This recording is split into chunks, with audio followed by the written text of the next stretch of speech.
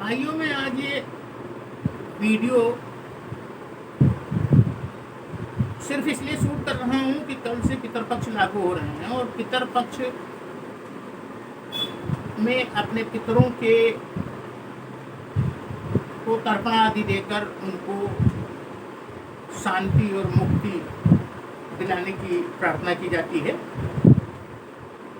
मैं उमाशंकर गुप्ता ठेकेदार, इन्हौना जनपद अमेठी निवासी का सेठ उमाशंकर ठेकेदार का बड़ा बेटा हूँ, राम कुमार गुप्ता। मुझसे 5 छोटे भाई हैं और वो सभी के सभी इन्हौना में ही रहते हैं, वहीं अपना कारोबार करते हैं। जिसमें हमसे जो छोटे भाई हैं सेठ चंद्र कुमार गुप्ता, वो शुरू से ही, चूंकि उनका अब वो उन निजी बातों पर मैं नहीं जाना चाहता, ना निजी बातों को आज के दिन में किसी तरीके से खोलना चाहता हूँ। शुरू से ही पिताजी का उनको सानिध्य प्राप्त रहा, पिताजी की मर्जी का वो करते रहे। उन्होंने पढ़ाई छोड़ करके 8वीं क्लास भी नहीं पढ़ाई करी और पढ़ाई छोड़ करके वो अपने कारोबार में पिताजी का हाथ बटाने लगे। और चूँकि उन्होंने मेरी शादी 13 साल की उम्र में, जब मैं कक्षा 8 में पढ़ रहा था, तभी मेरी शादी कर दी और मेरी मिसेज की विदाई भी करवा ली। वो उनको विदा करा करके ले आए और विदाई करने के बाद में कक्षा 8 की परीक्षा पास करने के लिए एग्ज़ाम देने गया था। उसके बाद फिर 6 महीने के अंतराल के भीतर ही मेरे पिताजी ने जो मेरे दुकान पर सर्राफे का कारीगर था, उसके माध्यम से ये प्रपोजल भिजवाया कि कुंवारे, मेरा घरेलू नाम कुंवारे है, मुझसे मैं जो है अपनी पत्नी को छोड़ दूँ, मेरी दूसरी शादी कर देंगे और ज़्यादा दहेज भी मिलेगा। चूँकि मैं 13 साल की उम्र में पारिवारिक जीवन का संबंध किसी भी प्रकार से क्या होता है और जिम्मेदारियां क्या होती हैं, इस संबंध में मुझे कोई जानकारी थी नहीं, ना मुझे कोई अनुभव था। तो मैंने, जो हमारे यहाँ देवता दिन सोनार सर्राफे में कारीगर का काम करते थे, हमने कहा तुम भी बताओ सोनापति मैं क्या करूँ, मेरा तो दिमाग ही नहीं काम करता। तो सोनापति ने कहा कि देखो रामकुमार भैया, ये पिताजी जो तुम्हारे सलाह दे रहे हैं ये ठीक नहीं है, तुम अपनी बीवी को छोड़ना नहीं। और एक गांव में देहावत में कहावत चलती है, बेही बेही होती है, ओढ़ी ओढ़ी होती है। गरीब घर की लड़की तुम छोड़ना नहीं, उसकी गरीब घर की लड़की की आत्मा जो है तुम्हें सही जो है तुम्हें जीने नहीं देगी। खैर, मैंने जैसा उन्होंने सलाह दी थी वो लंबी बात होती है। मैंने कहा कि ठीक है तुम पिताजी से कहो। पिताजी से उन्होंने कह दिया। उसके बाद से मेरे साथ प्रताड़ना की स्थिति चालू हुई। मैं कक्षा 8 पास कर चुका था और कक्षा 8 में मेरी 2nd पोजीशन थी जब मैंने पास किया था अपने जूनियर हाई स्कूल में। लेकिन चूंकि पिताजी मुझसे इस बात पे नाराज़ थे कि मैंने उनकी बात को माना नहीं, पत्नी को छोड़ा नहीं, उन्होंने मुझे आगे बढ़ने से मना कर दिया। और उनकी मर्जी थी कि जैसे मेरा छोटा भाई दुकान में कारोबार में मदद कर रहा है, वैसे मैं भी उनकी मदद करूं। लेकिन चूँकि पारिवारिक स्थितियों में जिस तरीके से स्थितियाँ पैदा हो गई थी, मुझे लगा कि पढ़ लिख करके बाहर निकल जाने में ही मैं अपनी पत्नी की सुरक्षा कर सकता हूं और भविष्य मेरा बन सकता है। मैं पढ़ाई के क्षेत्र में चला गया और वो उसकी लंबी कहानी है। खैर, उसके बाद अब चूँकि मैंने ये वीडियो इसलिए शूट किया है, ये बैकग्राउंड और ये पृष्ठभूमि मैंने इसलिए बताई है कि अब मेरे छोटे भाई जो मेरे दूसरे नंबर पर हैं, उन्हें सेठ जी कहा जाता है, चंद कुमार जी, वो गया करने के लिए, आज की तारीख में गया करने के लिए जा रहे हैं। उन्होंने पहले से प्लान बना रखा है और ये मुझसे बकाया भी था कि भैया मैं गया करने जाता। हमने कहा हम क्यों कहें कि जाओ या ना जाओ, या जाना तुम्हारा उचित है नहीं है, क्योंकि तुम दूसरे भाई हो। ये जहाँ तक मेरी जानकारी में है, परंपरा के अनुसार कि गया का जो पिंडदान है वो या तो बड़ा लड़का कर सकता है या छोटा लड़का कर सकता है। अगर एक ही लड़का है तो फिर वो कर सकता है, उसमें छोटे बड़े का कोई सवाल नहीं है।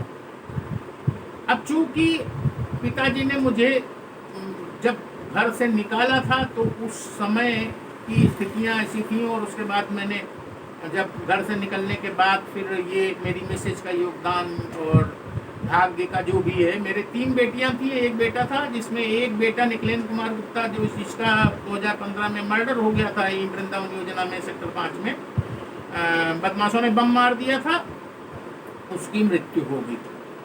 अब मेरे पास 3 बेटियां बची, तीनों बेटियां अपने अपने घर में, छोटी बेटी जो सबसे छोटी बेटी है वो राजस्थान में ब्याही है, वकालत करती है। बड़ी लड़की जो है वो बहराइच में है, उसकी भी बड़ी लड़की वकालत करती है। और इन सब ने यहीं से, बड़ी बेटी की छोटी बेटी भी है वो जो उसने इंजीनियरिंग की है मैकेनिकल में, और वो भी यहीं रह करके उसने सब किया। मैंने मिसेज का और हम लोगों का जितना योगदान हो सकता था शिक्षा के क्षेत्र में किया। अब चूंकि शहर का जीवन आर्थिक स्वावलंबन ऐसी स्थिति नहीं है कि मैं पिताजी का पिंडदान करने के लिए जो होता है वो मैं कर सकता हूँ, अफोर्ड कर सकता हूँ, लेकिन इसके बाद जो ब्रह्मभोज देने की स्थिति आती है वो मेरी स्थिति नहीं है, जिसमें जैसे कि अभी छोटे भाई साहब ने बताया कि ब्रह्मभोज में 10 लाख रुपया खर्चा होगा, तो मैंने उनको सलाह दिया कि भाई आप ये कर सकते थे कि मुझे भी ले लेते, आप मेरे लिए भी एक सीट रिजर्व करवा लेते, मैं आपके साथ चलता, पिंडदान वगैरह की प्रक्रिया मैं कर लेता और बाकी सब आप कर लेते। लेकिन उनका जो मतलब वो है सिर्फ एक तरफा ये है कि वो पूरे समाज को ये दिखाना चाहते हैं कि मेरे भाइयों ने पिताजी के लिए कुछ नहीं किया, मैंने किया। तो भाई संपत्ति आपने ली, संपदा आपने ली, जो भी उनकी सर्राफे के व्यवसाय की जो मूल पूंजी थी, सोना चांदी थी, वो सब आपने ली, तो फिर करोगे, आप ही कर रहे हो, तो इसमें क्या लेना था? उनको मिलता है, उनको मुक्ति मिलती है, नहीं मिलती, ये मैटर। अब चूंकि इस वीडियो में जो मैं बात विशेष रूप से कहना चाहता हूँ वो ये है कि जब पिताजी हमारे पिताजी भी अपने भाइयों में 4 भाई थे हमारे पिताजी, वो भी दूसरे नंबर पे थे और आर्थिक स्थिति में सबसे मजबूत थे।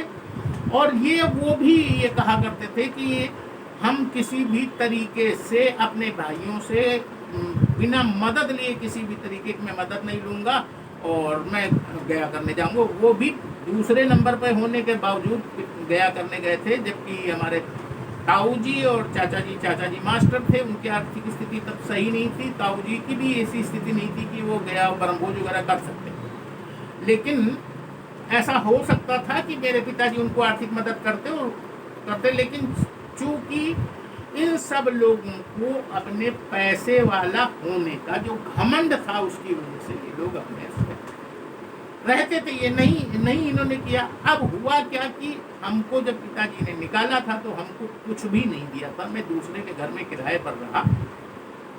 मेरी जेब में उस समय 5 रुपये 35 पैसे थे, उन पैसों से मैंने अपनी ज़िंदगी की शुरुआत की और अपना जीवन आगे बढ़ाया। पिताजी ने कुछ नहीं दिया, मिसेज ने मांगा, सब कुछ किया, वो अपनी कहानी हो, लंबी कहानी है। तो उसके बाद क्या हुआ कि मेरे पिताजी जब गया करने के लिए जाने लगे, पिंडदान करने के लिए जाने लगे तीर्थ के लिए, तो लोगों ने वहाँ ये कहा कि देखिए ऐसा है कि गया करने जाने से पहले एक परंपरा होती है कि आपके पूर्वजों का कोई कर्ज क्षेत्र में नहीं होना चाहिए, आपके पूर्वज क्षेत्र के किसी भी आदमी के कर्जदार नहीं होने चाहिए। और शायद इसके लिए एक परंपरा ये भी थी कि जब कोई आदमी गया करने जाता है तो उसके पीछे मुनादी करता हुआ एक आदमी बैंड बजाते हुए, ये बैंड ना कहिए, उसको डफली हमारे यहाँ कहा जाता है, ये नगाड़ा कहा जाता, नगाड़ा नहीं कहा जाता, वो मतलब मुनादी करता हुआ चलता है कि भाई अगर मैं गया करने के लिए जा रहा हूँ, अपने पितरों को पिंडदान करने के लिए जा रहा हूँ, अगर किसी आदमी का मेरे पूर्वज कर्जदार हों तो आकर के मुझसे ले ले। लोगों ने जब समझाया तो मेरे पिताजी ने जो पिताजी की प्रॉपर्टी थी, उस प्रॉपर्टी में 15 फुट रोड, सुल्तानपुर रोड के 15 बाई 145 फुट की एक जमीन, 2.25 बीघा की सुल्तानपुर लखनऊ रोड पर एक बाग जो कि सगरा के किनारे है, बहुत मतलब महत्वपूर्ण जगह पर है, और एक मकान जो पुराने पुश्तैनी मकान के सामने था, उन्होंने खरीदा था, वो मुझे दिया, जिसे मैंने अपने छोटे भाई को अपनी मिसेज से छिपा करके रहने के लिए दिया था। लेकिन अब बाद में पता चला कि उसने उस पर पूरा का पूरा कब्जा कर लिया है और वो उस पर अपना मकान पूरा बना करके रह रहा है। खैर, वो यहाँ उस पर भी किसी तरीके की चर्चा करने की जरूरत नहीं है। चर्चा करने की बात ये आई कि मेरा चचेरा भाई ख़त्म हुआ था, उसकी 10वां रही थी। उसके बाद मेरा चौथे नंबर का भाई जिसने मकान पे कब्जा करके बना लिया, उसकी बीवी ख़त्म हुई थी, उसकी 10वां तेरही के कार्यक्रम में मैंने अपने छोटे भाई से ये कहा कि भाई देखो, ऐसा है कि जब आपके गया जाने से पहले पिताजी का दिया हुआ कोई भी डिस्प्यूट हम लोगों के बीच में बराबर चलता रहता है, तो वो गया को पूर्णता नहीं प्रदान करता। जैसे पिताजी ने अपने कर्ज को निपटाने के लिए हमको प्रॉपर्टी लिखित में दे दी थी, बाद में आप लोगों ने उसमें डिस्प्यूट पैदा कर दिया, बाद में आपने उसको चकबंदी में अपने नाम दर्ज करवा लिया, मुझे ये दिखा दिया कि मैं अपने पिता की औलाद ही नहीं हूँ। हमारे पिता की सिर्फ 5 औलादें हैं, जिसमें चंद्र कुमार से नीचे के हैं राम कुमार गुप्ता, उमाशंकर गुप्ता की औलाद ही नहीं। यह कुल स्थिति जब आ गई, उसका केस चल रहा है चकबंदी न्यायालय में, वो एक गलत चीज़ है। मेरा सिर्फ ये कहना था कि भाई जब आप गया करने जा रहे हो तो ये एक कर्जा, पिताजी का कर्जा जो पिताजी ने उतारने के लिए दिया था गया जाने से पूर्व, और आज की तारीख में आप उसमें डिस्प्यूट पैदा करके उसको हड़पना सब लोग मिल करके चाहते हो। चूंकि आप लोगों को मालूम है कि अब मेरा कोई बचा नहीं है, लड़का है नहीं, बेटियां सबकी शादी हो गई अपने अपने घरों में, आप ये सोच रहे हो, मिसेज भी खत्म हो गई, वो भी स्वर्गवासी हो गई, तो आप लोगों के दिमाग में ये है कि ये जाएंगे कहाँ, आज नहीं 1-2 साल बाद ये खत्म ही हो जाएंगे, तो वो प्रॉपर्टी सारी की सारी आप लोगों की हो जाएगी। मेरा सिर्फ कहना ये था कि वो प्रॉपर्टी जब आप गया करने के लिए जा रहे हो तो उस प्रॉपर्टी का डिस्प्यूट या उसके का जो विवाद है उसको समाप्त करके जाना ही तुम्हें अपने पिता की इच्छा को पूर्ण करने का माध्यम है।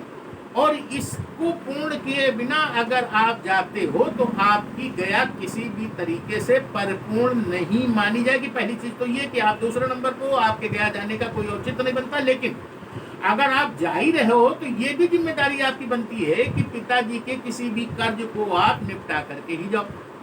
ये बात मैंने कही, कई लोग मौजूद थे, चचेरी बहनें मौजूद थी, बहनों मौजूद थे, और लोग मौजूद थे, सब लोगों ने ये बात कही। लेकिन अब आपने ये कहना चालू कर दिया कि फिर मैं ना जाऊं। हमने भाई मैं क्यों कह दूं कि आप ना जाओ। मुझे ये कहने का, कल को आप ये कहने लोग आप जो है आप अपनी पुरानी परंपरा पे आ गए, एक तरीके से नौटंकी करना चालू कर दिया। दूसरी चीज, आप बहाने बना रहे हो कि उसमें ये नहीं बोलेंगे, वो नहीं बोलेंगे, ये नहीं। बैनामा किस बात का बैनामा करना पड़ेगा भाई? चकबंदी न्यायालय में आपको जा करके कहना है कि हाँ ये मेरे भाई हैं, बड़े भाई हैं, इनका नाम दर्ज होना चाहिए। गलती से छूट गया, बात खत्म हो गई। इस पर खाली आप कह दो ना, बाकी कौन कहता नहीं कहता है। जबकि 2 भाई राजू और खगोले ये बार बार कह रहे हैं कि सेठ जी जो कहेंगे मैं कर दूंगा, सेठ जी जो कहेंगे कर दूंगा, सेठ जी जो करेंगे मैं कर दूंगा। तो फिर आप उसमें बार बार क्यों लोगों को भरमा रहे हो, लोगों के बीच में भ्रम पैदा कर रहे हो कि उसका बैनामा करना पड़ेगा, उसका ये करना पड़ेगा, मैं तो तैयार हूँ, बाकी नहीं तैयार है। तो बाकी नहीं तैयार है तो बाकी की जिम्मेदारी है, बाकी का अपना कर्तव्य है। ये उनको मैं कैसे निपटूंगा ये अलग। लेकिन चंद्र कुमार सेठ जो हमसे छोटे हैं, पिताजी की गया करने जा रहे हैं, किसी भी तरीके से इस मामले को निपटाने के लिए तैयार नहीं है। और मैं इस वीडियो के माध्यम से ये डालना चाहता हूं कि क्या उनकी गया पूर्ण हो रही है, पूर्ण होगी, या फिर ये जो वो बहानेबाजी करके पिताजी द्वारा दी गई प्रॉपर्टी को हड़पने की नियत बना रहे हैं। तो क्या पिताजी जी द्वारा जो कर्जा निपटाने के लिए, कर्जा मान करके जो प्रॉपर्टी हमको दी गई थी, वो प्रॉपर्टी, क्या वो चीज जो है वाजिब रहेगी कि नहीं रहेगी, इसका निर्णय आपको करना। ये वीडियो मैंने आज इसी। नमस्कार।